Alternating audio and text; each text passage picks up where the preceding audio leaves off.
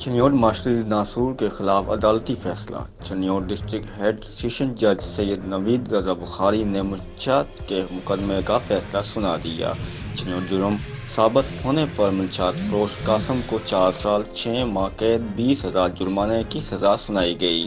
Chiniot Saif Ullah ASI نے ملزمان قاسم سے 1.5 کلو گرام سے زیادہ چرس برآمد کی تھی۔ چنیوٹ ملزم کے خلاف تھانہ سٹی میں مقدمہ نمبر 185/20 بجرم 96C درج ہے۔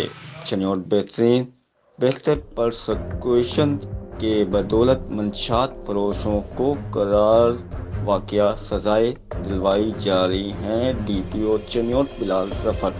ڈسٹرکٹ بیورو چیف ملک مقصود چنوٹی، ویژن نیوز، چنیوٹ۔